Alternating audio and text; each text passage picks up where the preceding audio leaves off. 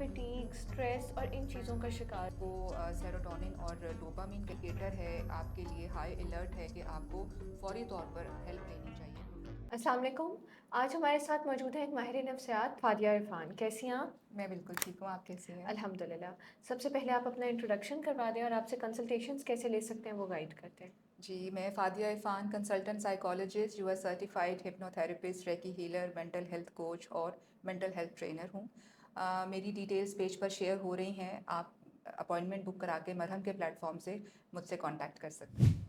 बिल्कुल ठीक है। अच्छा, आज हमने आपसे जिस टॉपिक पे बात करनी है ना, वो बहुत ज़्यादा रिपीटेडली देखने में आ रहा है और प्रॉब्लम ये नहीं है कि वो मतलब एक स्पेसिफ़िक एज ग्रुप में पहले देखा जाता था कि आप जब अपने अर्ली 40s या लेट 40s में होते थे तो तब लोगों में वो चीज़ डायग्नोज़ होती थी। लेकिन आजकल हम ये चीज़ देख रहे हैं कि ये बच्चों में भी और इवन अर्ली यंग एडल्ट्स में भी बहुत ज़्यादा देखने में आ रही है। वो ये है कि बच्चे बहुत ज़्यादा फटीग, स्ट्रेस और इन चीज़ों का शिकार हो रहे हैं और उनकी एनर्जी हर टाइम बहुत ज़्यादा ड्रेन्ड नज़र आ रही है। तो इसकी क्या वजूहात हैं, क्या कॉजेज़ हैं इसके? जी, ये वाक़ई बहुत अच्छा टॉपिक है और ये केसेस भी हम तकरीबन डेली बेसिस पर अपने हुँ, क्लिनिकल प्रैक्टिस में देखते हैं। इसमें जो चीज़ आपको समझने की ज़रूरत है वो ये है कि कुछ अर्ली साइंस होते हैं।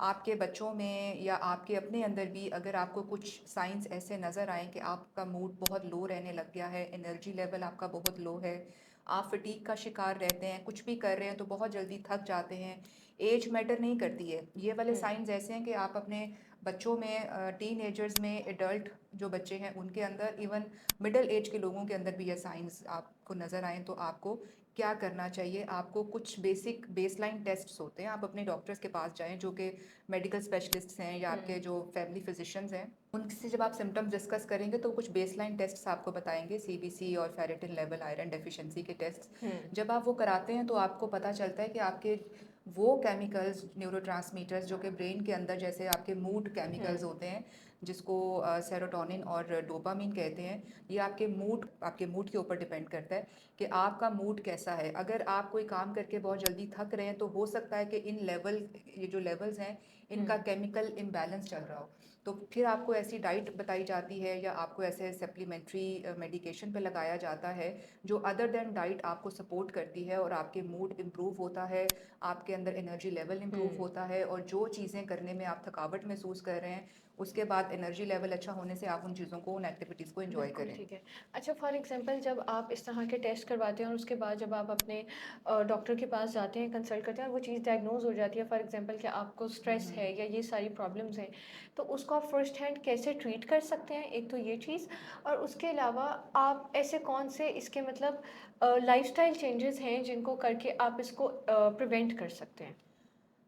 ये बहुत इम्पॉर्टेंट चीज़ है समझने के लिए कि अगर आपको, क्योंकि देखें हमारी डेली लाइफ के अंदर स्ट्रेसेस होते हैं।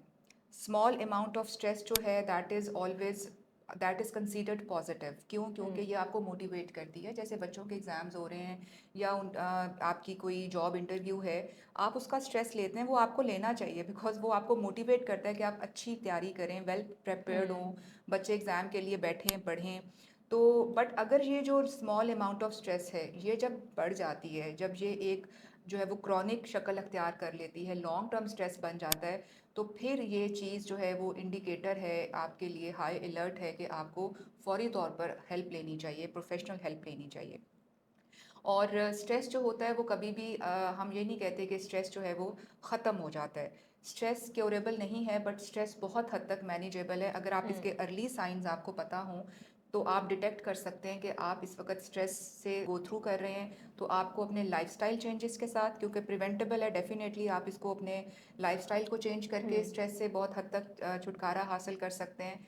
आप अपनी डाइट और एक्सरसाइज रूटीन को फॉलो करें।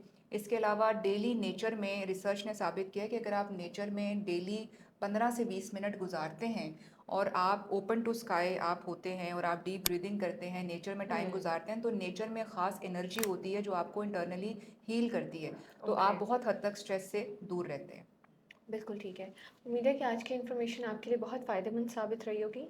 अगर आपके मज़ीद कुछ कंसर्न्स हैं तो आप अभी मरहम के थ्रू फ़ातिहा इरफ़ान से कॉन्टैक्ट कर सकते हैं। Thank you.